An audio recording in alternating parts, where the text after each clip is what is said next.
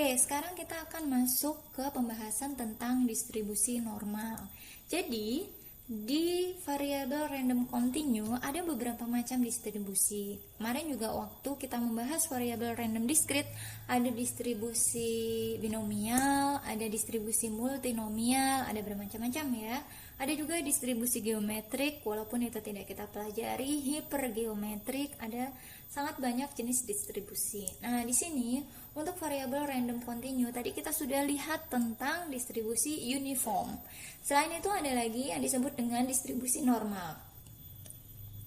Jadi distribusi normal ini merupakan salah satu distribusi yang banyak dibahas karena di dunia nyata ada sangat banyak fenomena yang mengikuti distribusi normal ini. Nah, distribusi normal ini juga disebut sebagai Gaussian distribution sesuai dengan nama penemunya. Rumusnya mungkin tampak susah ya. Jadi, probability density function dari distribusi normal bisa didapatkan dari rumus ini, yaitu 1 per akar 2 pi sigma dikali dengan E pangkat min X min mu dikuadratkan dibagi dengan 2 sigma kuadrat. Rumusnya sepertinya susah ya. Ini karena banyak variabelnya. Di sini kalau E ini adalah bilangan natural yang kita sudah tahu ya. Sedangkan di sini kita melihat ada beberapa variabel baru, misalnya seperti mu dan sigma. Kalau pi itu bilangan pi ya, kita juga sudah tahu nilainya bilangan pi. Nah, di sini berarti yang merupakan variabel baru adalah ada mu dan sigma. Ini apa? Ini adalah suatu parameter pada distribusi normal. Jadi suatu distribusi normal itu memiliki parameter seperti ini, mu dan sigma kuadrat. Apa itu mu? Mu ini adalah rata-rata populasi. Jadi misalkan kita ingin mencari probabilitas tinggi badan tertentu ya. Nah, itu kita biasanya harus tahu dulu nih rata-rata tinggi badannya berapa. Nah, itu rata-rata itu digunakan sebagai parameter pada distribusi normal. Selain rata-rata saja tidak cukup untuk mengkarakteristikkan data yang ada di sebuah populasi. Biasanya rata-rata minimal disertai dengan ini. Apa ini? Ini adalah varian atau sigma sendiri, sigmanya saja tanpa kuadrat. Itu adalah standar deviasi. Waktu SMA mungkin pernah belajar ya yang disebut dengan standar deviasi. Apa itu? Yaitu simpangan atau seberapa bervariasi datanya menyebar. Nah, ini pada distribusi normal, rumus ini akan menghasilkan sebuah kurva yang bentuknya itu seperti ini. Ini titik tengahnya, ini adalah rata-rata mu ya. Kemudian ini ada kemiringan ya, kemiringannya ini dilambangkan dengan sigma. Jadi sigmanya ini melambangkan seberapa curam ya sebuah kurva normal ini. Area di bawah kurva ini area dari min tak hingga sampai tak hingga. Area ini bisa ditemukan dengan mengintegralkan rumus ini. Ini kita integralkan. Nah, kalau ini kita integralkan, maka yang memiliki nilai X itu kan yang ini ya. Berarti bagian ini merupakan konstanta.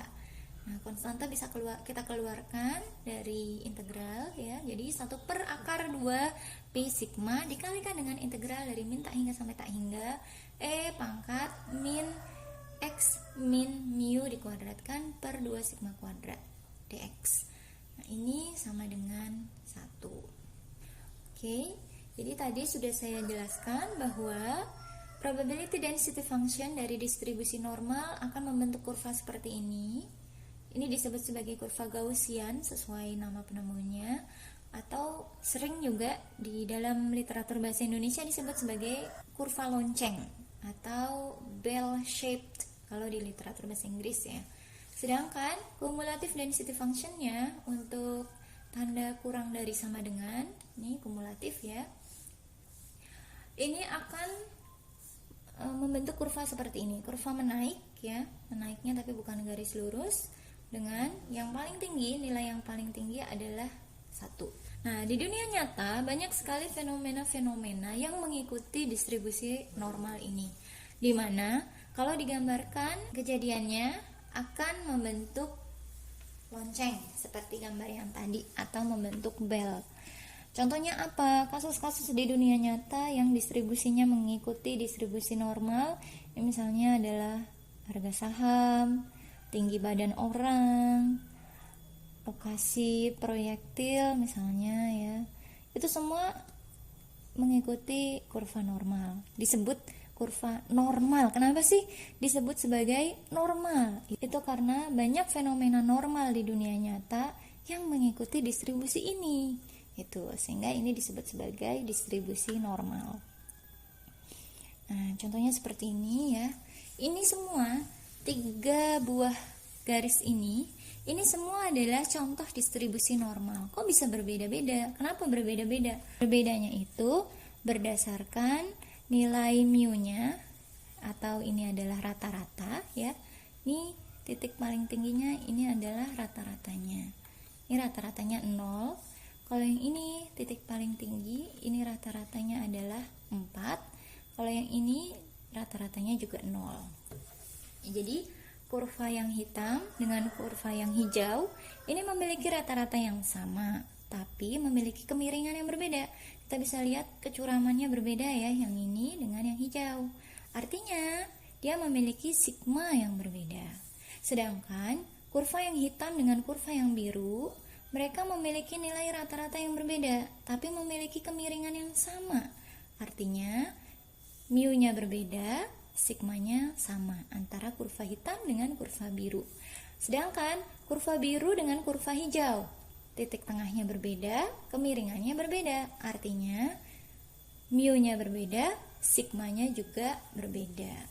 Nah, kalau ditanya manakah yang merupakan distribusi normal X1 yang mengikuti distribusi normal 0,1. 0,1 ini rata-ratanya, dan ini adalah variannya. Rata-rata 0. Rata-rata 0 ada 2 ya, yang hitam dengan yang hijau. Di sini ini ada 3 buah distribusi normal. Distribusi normal 0,1, 3,1 dan 0,16. Ini rata-ratanya 0, variannya 1, rata-rata 3, varian 1, rata-rata 0, varian 16. Yang rata-ratanya 0, ini ada 2 ya, dengan varian 1 dan varian 16. Nah, kalau variannya kecil, itu artinya bahwa sebaran datanya kecil. Nilai datanya itu memusat, sehingga kurvanya itu akan kurus, karena nilainya memusat, homogen. Variannya nggak banyak. Nah, sedangkan kalau variannya nilainya besar, datanya menyebar. Datanya menyebar itu bentuknya landai, ya. Nah, nilainya tersebar. Jadi kalau varian kecil cirinya nilainya memusat, ya, nilai akan mendekati titik pusat. Nilai-nilai lain mendekati titik pusat. Sedangkan kalau varian besar, nilai akan menjauh dari titik pusat. Nah, ini bisa kita lihat X1 yaitu yang mengikuti distribusi normal 0,1, ini yang hitam. Sedangkan distribusi normal 3,1 itu yang ini. Ini ternyata 3 titik tengahnya ya, tadi nggak kelihatan ya, kayak 4 kayaknya ya. Sedangkan satu lagi 0,16 itu berarti yang hijau.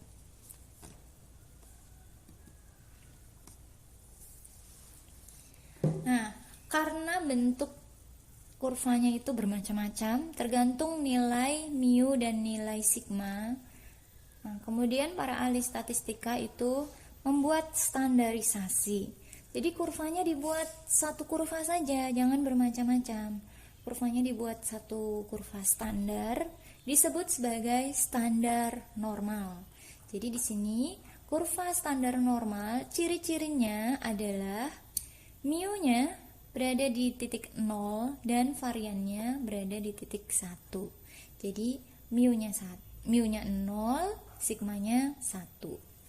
Di sini karena nilai rata-ratanya 0 dan variannya adalah 1, kalau kita masukkan ke dalam rumus tadi, ini rumusnya ya. Kita masukkan mu sama dengan 0 dan sigma sama dengan 1. Nih. Jadi min X min 0, min X saja. 2 kali 1 ya, jadi 2 saja. Ini juga pi kali 1 jadi pi saja, 2 pi. Jadi seperakar 2 pi dikalikan dengan integral E pangkat min X kuadrat per 2. Rumusnya jadi seperti itu. Nih. Oke. Masih tetap susah dilihat ya. Ada integral, ada E, ada pi. Jangan khawatir. Kalau sudah dalam bentuk standar normal, ini bisa dihitung dari tabel. Namanya adalah standard normal table. Kita bisa cek dari sebuah tabel tertentu. Nah, ini disebut sebagai tabel Z. Tabel Z ini bisa kalian googling atau di sini juga akan saya sediakan tabel Z. Nah, tabel Z ini memiliki 3 varian. Ada 3 macam yang beredar di luar sana.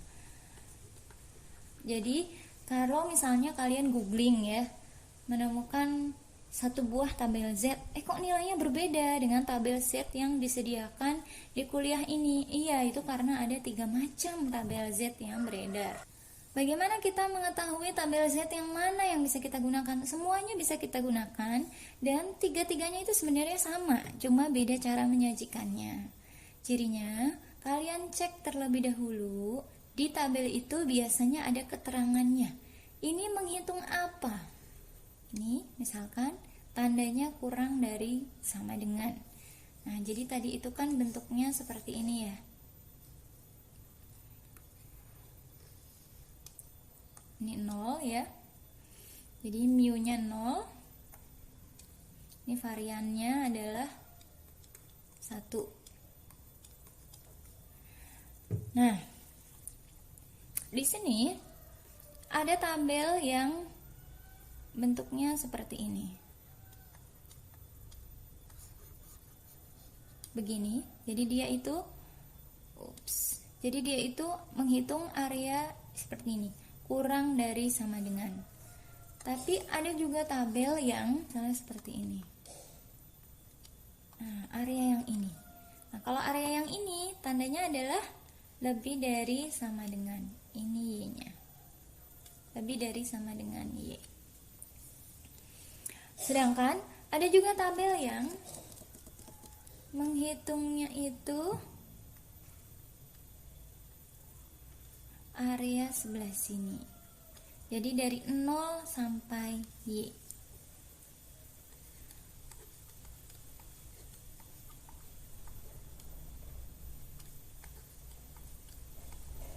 Nah, seperti ini, yang tengah. Jadi sebenarnya semua tabel Z itu, 3 macam varian tabel Z itu sebenarnya adalah tabel yang sama, tapi menuliskan nilai yang berbeda, tergantung dari apa yang dihitung.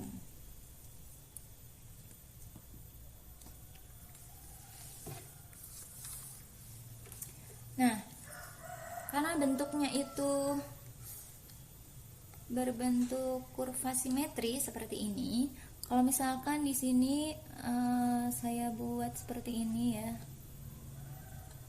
ini Y, ini min Y. Nah, kalau kalian perhatikan area yang ada di sini, ini dengan area yang ada di sini, karena sifatnya simetri ya, area yang kurang dari sama dengan min Y itu akan sama dengan area yang lebih dari sama dengan Y. Jadi area A misalnya, ini area B, itu nilainya akan sama. Makanya pada tabel Z itu nilainya hanya ada nilai positif, tidak ada nilai negatif. Karena nilai negatif bisa dicari dengan cara yang sama, karena nilainya sama dengan nilai positifnya, cuma lawannya ya tandanya. Kalau ini kan berarti kurang dari sama dengan min Y, kalau yang ini lebih dari sama dengan Y, ya tandanya saja yang berbeda. Oke, nah ini adalah kurva yang mencari Y, probabilitas Y kurang dari sama dengan Y. Ini ya. Jadi kita bisa lihat yang diarsir itu ke sebelah kiri. Nah, misalkan kita ingin mencari Y-nya itu adalah 0,7. Jadi berapakah probabilitas Y kurang dari sama dengan 0,7? Nah, caranya tinggal kita lihat di dalam tabel ya. Di dalam tabel berapa sih 0,7 itu ya?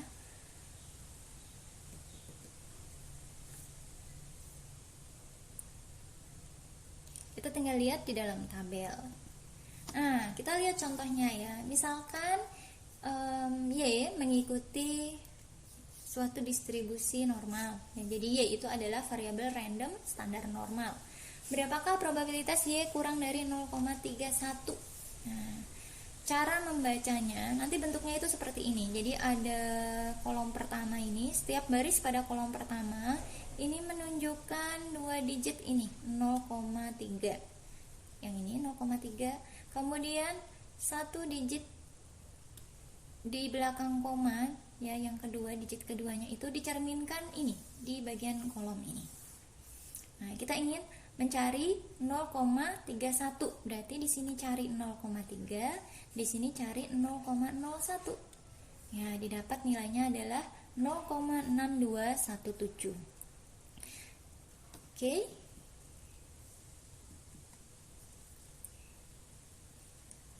Nah, bagaimana kalau yang kita punya distribusi normalnya bukan distribusi normal standar?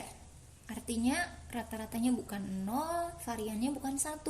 Nah, kita bisa ubah menjadi distribusi normal standar ya, kita standarisasi dengan kita ubah variabel X kita menjadi variabel Y.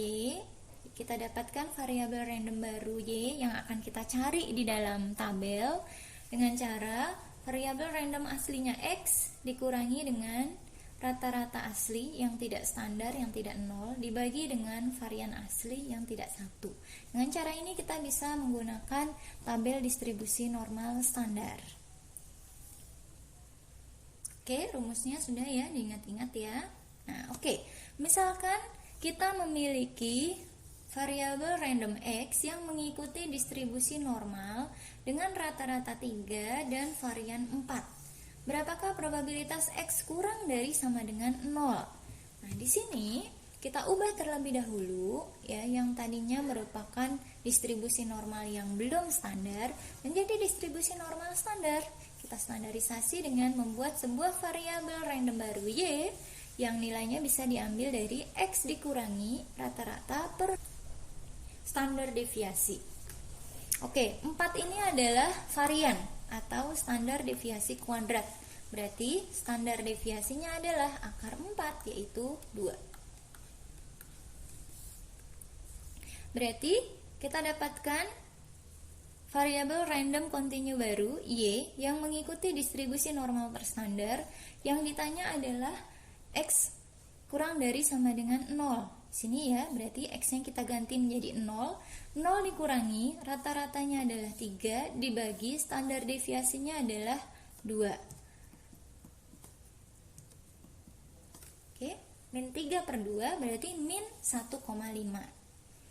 Nah, ini yang akan kita cari di dalam tabel distribusi normal standar. Kita tinggal cari min 1,5. Tidak ada ya. Di tabel distribusi normal standar hanya memuat nilai positif. Jadi bagaimana caranya kita mencari min 1,5? Apakah itu sama dengan 1,5 positif? Nah, ini kalau kita langsung mencari di tabel dengan nilai 1,5, maka kita akan mendapatkan permasalahan di sini karena nilainya sebenarnya tidak sesuai. Nah, di sini tabelnya kan bentuknya seperti ini ya. Kurvanya kan bentuknya seperti ini. Misalkan ini 1,5.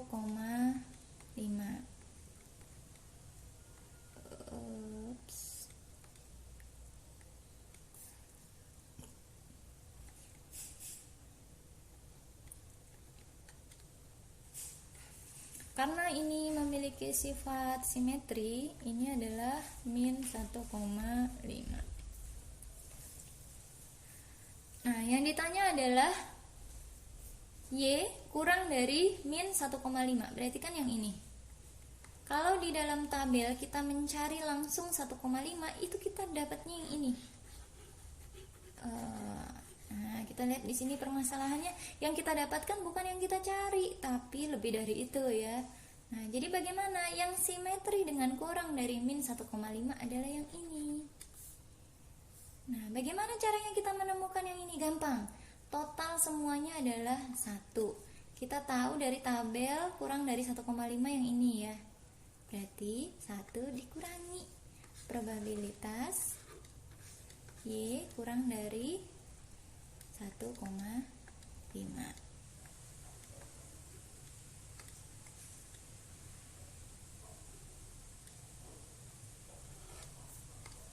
Nah, seperti ini caranya. Nah, seperti ini caranya. Jadi kita dapatkan ya dengan cara seperti ini. Oke. Jadi probabilitas Y kurang dari sama dengan min 1,5 yang aslinya mau kita cari ya. Berarti sebenarnya sama dengan sifat simetri tadi, sebenarnya sama dengan Y lebih dari 1,5. Ini min 1,5 dan ini adalah 1,5. Ini sama dengan yang ada di sini. Oke. Karena yang ada di tabel adalah Y kurang dari 1,5 yang ada di sini ya, maka kita mencari nilai ini didapatkan dari 1 min probabilitas Y kurang dari 1,5. Oke. Kita lihat di tabel 1,5 ya, berapa nilainya. Di tabel didapatkan 1,5 itu adalah 0,9332. Oke, kita ingin lihat tadi 1,5 ya. 1,5, ini 1,5-nya, ini 1,5,0. 0,9332. Oke, jadi 1 dikurangi 0,9332 adalah 0,0668.